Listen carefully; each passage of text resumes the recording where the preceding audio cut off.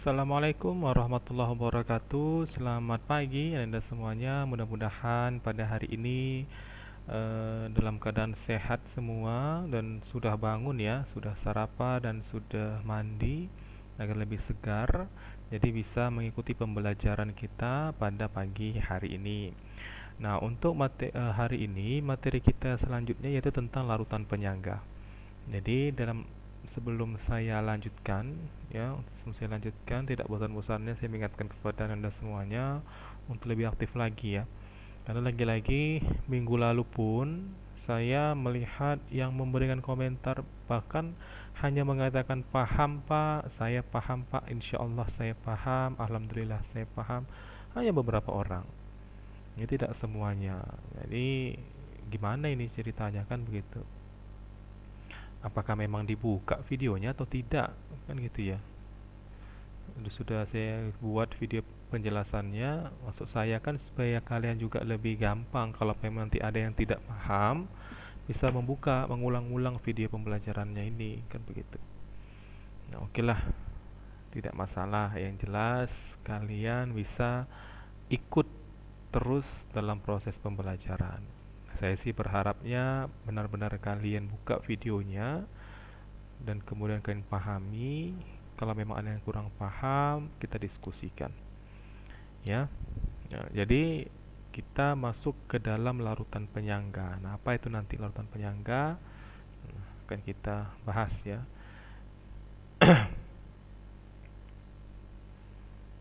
Ini coba kita baca dulu sini sedikit tujuan dari pembelajaran di KD6 ini tentang larutan penyangga. Jadi diharapkan nanti kalian semua itu bisa menjelaskan yang dikatakan pengertian ya larutan penyangga ataupun komponen-komponen penyusun daripada larutan penyangga. Itu satu. Yang kedua, kalian bisa merumuskan persamaan reaksi untuk menentukan konsentrasi H positif dan juga OH negatif dalam suatu larutan penyangga. Kemudian yang ketiga, menghitung pH dan pOH larutan penyangga.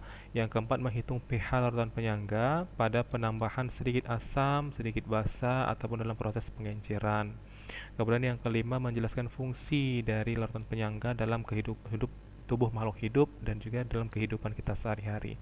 Jadi ada nanti aplikatifnya ya dalam kehidupan kita sehari-hari itu larutan penyangga itu gunanya untuk apa sih sebenarnya? Coba kita baca di sini sedikit.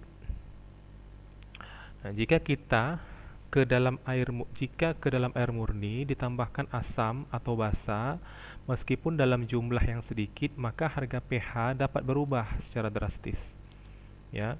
Sedangkan sebagaimana kita ketahui bahwa air murni itu kan pH-nya sama dengan 7 karena netral ya.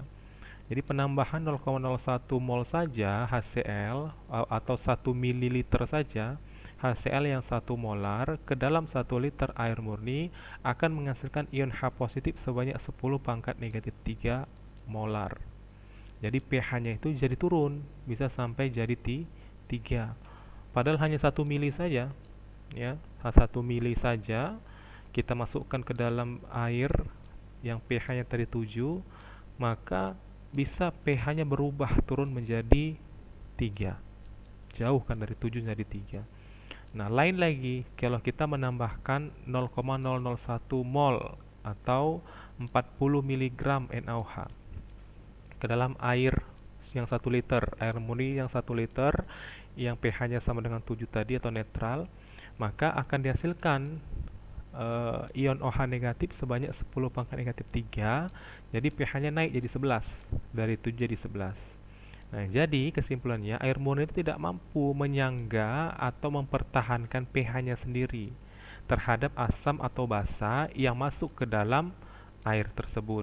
Jadi dia tidak bisa dikatakan atau menyangga atau mempertahankan. Jadi menyangga itu sama dengan mempertahankan kan gitu ya. Nah, sekarang kalau HCl yang sama 1 ml HCl 1 molar ditambahkan ke dalam 1 liter air laut. Ya. Ternyata perubahan pH-nya jauh lebih kecil, yaitu dari 8,2 menjadi 7,6. Ya. Larutan seperti air laut ini, yaitu larutan yang mampu mempertahankan nilai pH tertentu, disebut sebagai larutan penyangga atau larutan buffer atau dapar nama lainnya. Nah, ternyata kan air laut juga pH-nya sama dengan 7, ya. Atau pH air laut itu agak sedikit basa bisa jadi, tergantung ya. Di sini katanya bahwa pH air laut itu sama dengan 8,2 karena berubah dari 8,2 menjadi 7 setelah ditambahkan asam. Air laut kan dia garam ya, NaCl, garam NaCl, tapi ada zat pengotor-pengotornya lain, itulah menyebabkan dia pH-nya menjadi 8,2, agak sedikit basa. Kemudian kita tambahkan HCl yang 1 molar, ternyata pH-nya berubah menjadi 7,6. Jadi malah jadi hampir netral ya, 8,2 menjadi 7,6. Nah, jadi padahal tadi di sini kalau misalnya di air murni kita masukkan berubah dari 7 sampai 3. Jauh turunnya. Kalau misalnya dia di lautan garam atau air laut dari 8,2 menjadi 7,6. Tidak terlalu jauh perbedaan pH-nya. Nah, berarti dia dikatakan bisa menyangga atau mempertahankan pH-nya. Ternyata air laut itu bisa mempertahankan pH-nya sendiri. Nah, itu dikatakan sebagai larutan penyangga atau larutan buffer, atau dikatakan juga nama lainnya adalah dapar. Ya, itu yang mau kita bahas, larutan penyangga. Nah, kita masuk kemari, komponen larutan penyangga. Jadi larutan penyangga itu bisa dibedakan atas larutan penyangga asam dan juga larutan penyangga basa. Larutan yang dapat mempertahankan pH si asam dan juga larutan yang dapat mempertahankan pH si basa. Larutan penyangga asam itu mengandung suatu asam lemah dengan basa konjugasinya. Jadi larutan penyangga itu penyangga asam ya, dia berasal dari asam lemah dan juga basa konjugasinya. Contoh CH3COOH ini kan merupakan contoh asam lemah ya. Contoh asam lemah. Kemudian ditambah dengan basa konjugasinya NaCH3COO. Atau komponen buffernya ya, CH3COOH dan juga CH3CO negatif. Kan ini basa ya, basa konjugasi. Karena di sini kan sudah berikatan dengan Na, jadi dia NaCH3COO. Jadi sama yang ini sebenarnya. Kalau kita lepaskan Na-nya kan jadi tinggal negatif ya. Ya, inilah dikatakan sebagai komponen buffer. Asam lemah dan juga basa konjugasinya. Asam lemah dan juga basa konjugasinya. Sementara bagaimana kalau dikatakan sebagai larutan penyangga basa? Ya, larutan penyangga basa itu mengandung basa lemah dan asam konjugasinya. Ini basa lemah NH3 dan ini basa konjugasinya. Seharusnya NH4 positif ya, asam konjugasinya. Seharusnya NH4 positif. Nah, di sini dia. Jadi komponen buffernya itu NH3 dan juga NH4 positif. Ya, kalau di sini sudah dalam bentuk berikatan dengan si Cl, berikatan dengan salah satu ion Cl negatif berasal dari garam mungkin. Jadi NH3 ditambah NH4Cl atau NH3 dan NH4 positif. Jadi ini basa dan ini asam konjugasinya. Sama seperti ini. Ini basa, ini asam konjugasinya. Tapi di sini sudah dalam bentuk senyawa berikatan dengan Na. Di sini juga sudah dalam bentuk senyawa berikatan dengan Cl. Ya. Jadi itu dikatakan sebagai komponen larutan penyangga, ada asam dan basa konjugasinya atau ada basa dan asam konjugasinya. Kalau tidak ada itu, misalnya asam tidak ada basa konjugasinya atau basa tidak ada asam konjugasinya, maka dia tidak dikatakan sebagai larutan penyangga. Contoh nih, kita langsung masuk ke contoh saja. Menentukan larutan penyangga, periksalah apakah campuran larutan berikut bersifat penyangga atau tidak. Ya, apakah campuran ini bersifat penyangga atau tidak?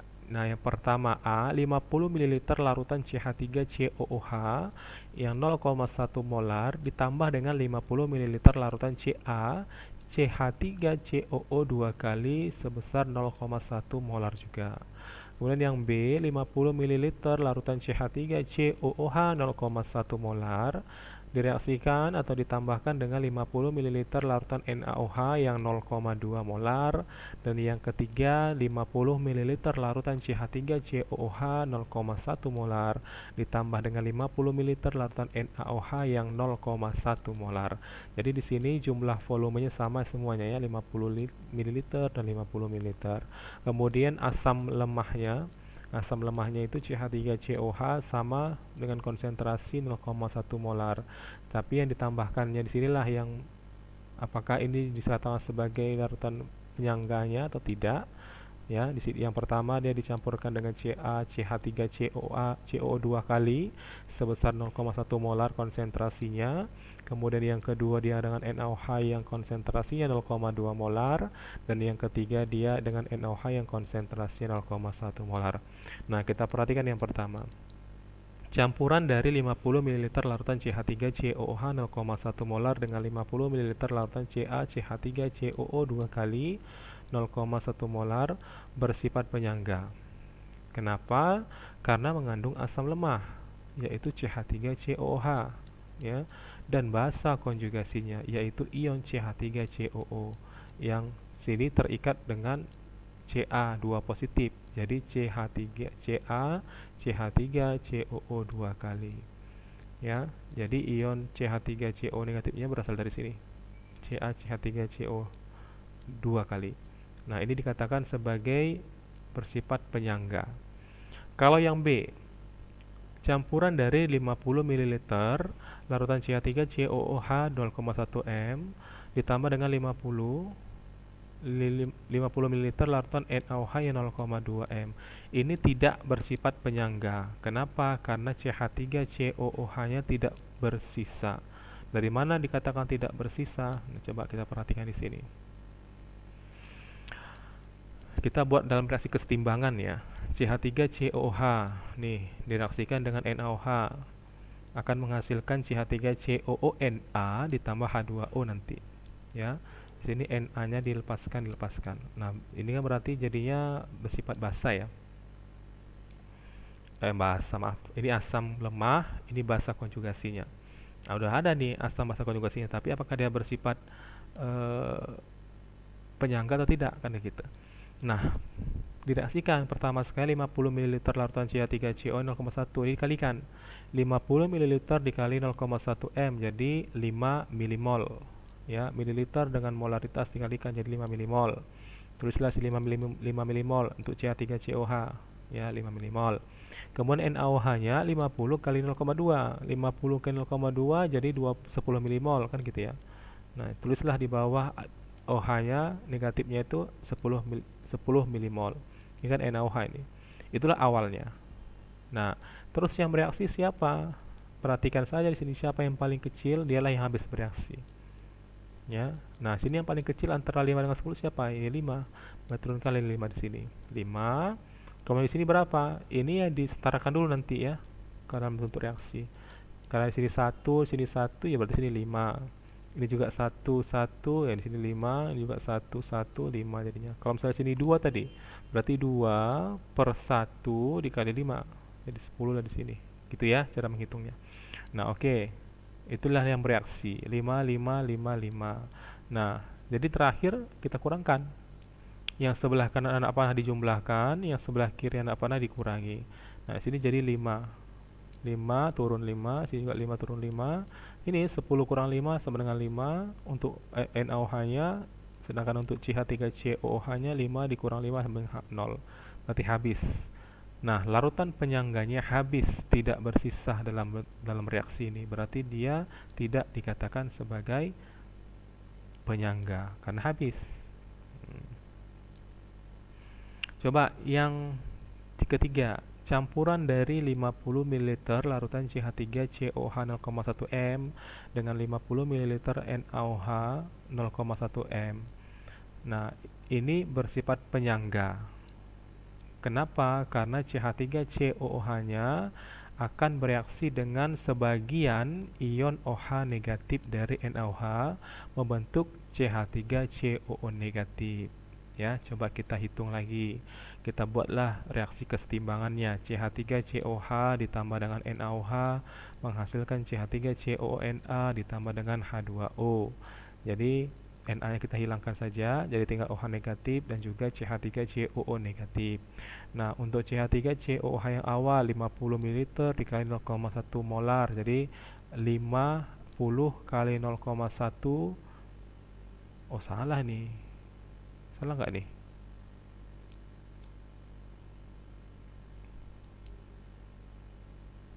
Jadi 55 juga semuanya kan?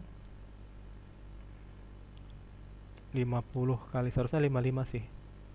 Atau ini salah salah tulis mungkin ya. Yang dimaksudnya mungkin sini 0,2. Kalau misalnya sini 50 kali 0,2 kan jadi 10 ya. 50 kali 0,2 M jadi 10. Mungkin seperti itulah. Ini salah soal ini. 50 kali 0,2, sementara di sini 50 ml dengan NaOH 0,1.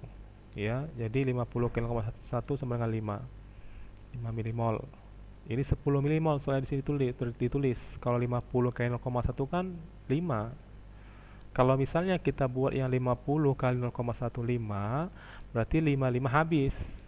55 habis juga. Jadi habis sama habis. Habis sama habis berarti dia dikatakan sebagai bukan bersifat penyangga.